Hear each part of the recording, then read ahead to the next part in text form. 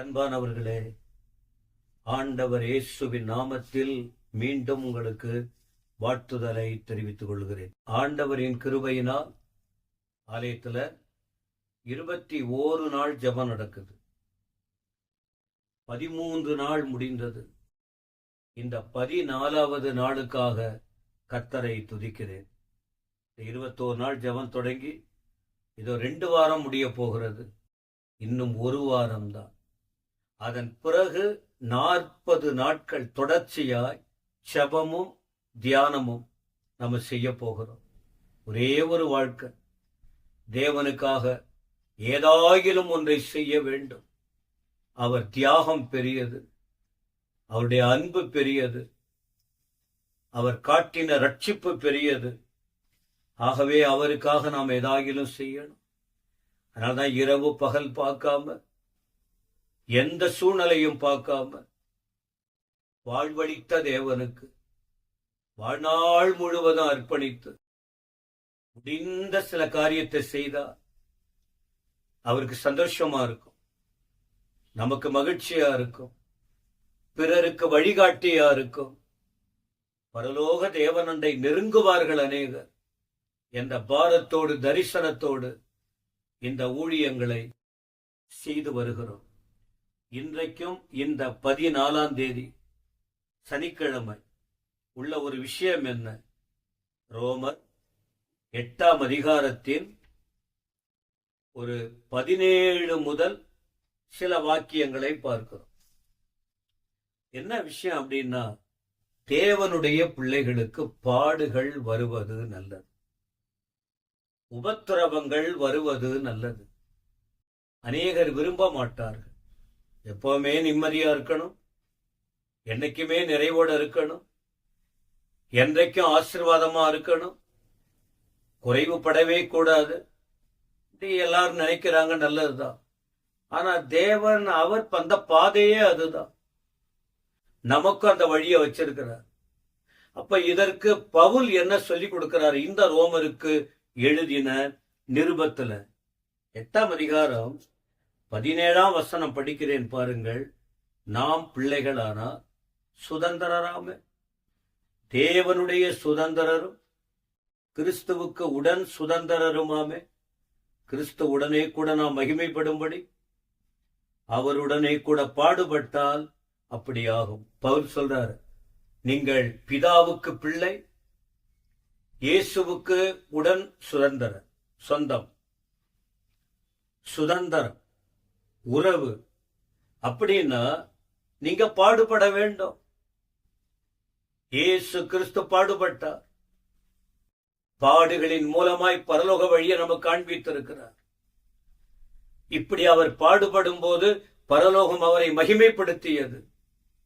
இந்த வேதத்தை படிக்கிற, இந்த ஆண்டவர் இயேசுவை அறிகிற தேவ ஜனங்கள் நாம் மேன்மை அடைய, மகிமை அடைய, கனப்படுத்தப்பட வேண்டுமானால் பாடுகள் உண்டு என்று பவுல் சொல்றார். 18ஆம் வசனம் படிக்கிறோம் பாருங்க. ஆதலால் இந்த காலத்து பாடுகள், இப்ப நம்ம பாடுபட்டுக்கிட்டு இருக்கோமா?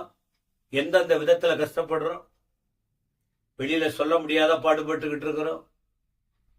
இந்த காலத்து பாடுகள், இன்றைக்கு உரிய பாடு, இந்த வாரம், இந்த மாதம், இந்த வருஷத்துல ஆண்டவர் நமக்கு பாடுகளை அனுமதிச்சிருக்கிறார். அவர்கள் திராணிக்கு ஏற்றபடி, பலத்துக்கு ஏற்றபடி. அப்படி இந்த காலத்து பாடுகள் இனி நம்மிடத்தில் வெளிப்போகப்படும் மகிமைக்கு ஒப்பிடத்தக்கவைகள் அல்லன்னு நான் நினைக்கிறேன். பவுல் சொல்றாரு, இப்ப நீங்க பாடுபடுறீங்க பாருங்க, இனி ஒரு பெரிய மகிமை வரப்போகிறது. ஆண்டவரை பார்க்க போகிறோம், அவருடைய மகிமையை உணரப் போகிறோம், பரலோகத்தில் இருக்க போகிறோம், அவருடன் தங்கி இருக்க போகிறோம், அவருடன் உட்கார போகிறோம், அவர் கொடுத்த வாக்குப்படி நாம் ஆசீர்வதிக்கப்பட போகிறோம்.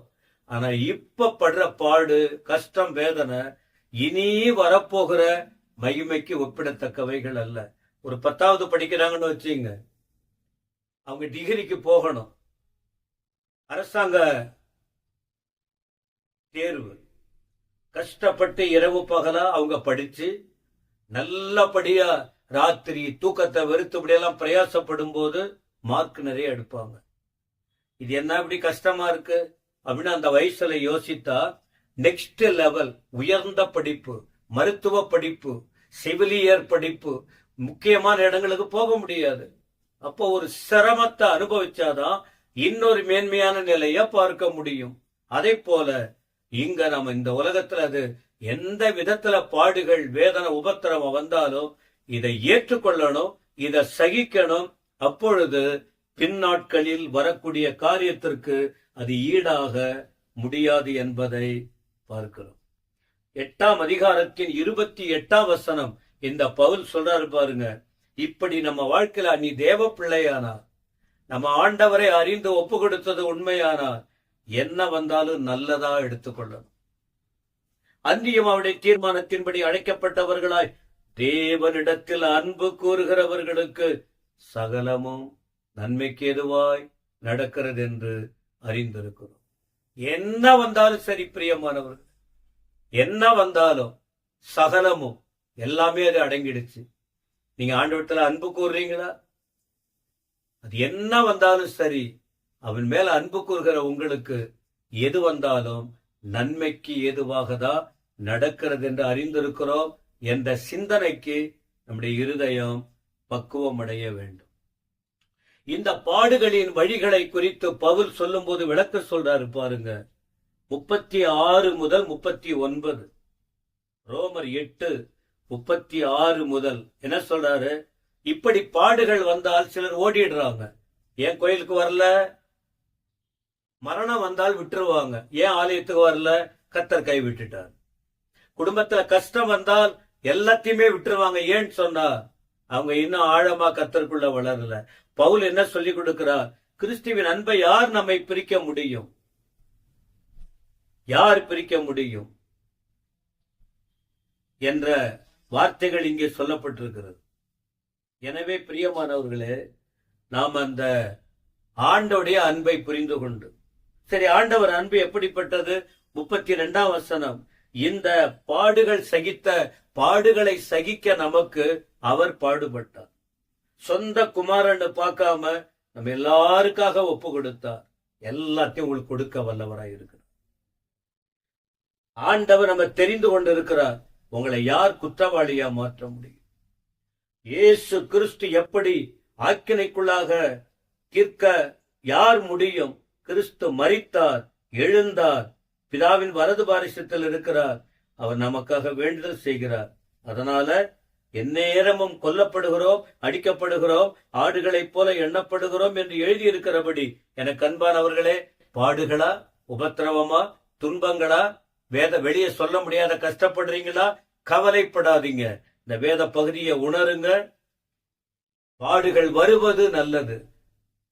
119ஆம் சங்கீதத்துல சங்கீதக்காரன் சொல்றது உங்களுக்கு ஞாபகம் இருக்கும். 71, நான் பாடுபட்டது நல்லது, நான் உபத்திரவப்பட்டது நல்லது, அதனால் என் தேவனை கற்றுக்கொண்டேன், உபதேசத்தை கற்றுக்கொண்டேன், பிரமாணத்தை கற்றுக்கொண்டேன்.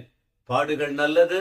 பொறுமையா இருங்க, தாழ்மையா இருங்க, கவலைப்படாதீங்க, அலசடிப்படாதீங்க, விலகி ஓடாதீங்க.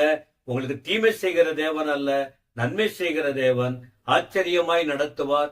இந்த வார்த்தை உங்கள் வாழ்க்கையில் ஒரு புதிய பலத்தை கொண்டு வரட்டும், உறுதியை கொண்டு வரட்டும். கர்த்தர் உங்களை ஆசீர்வதிப்பாராக. ஆமென்.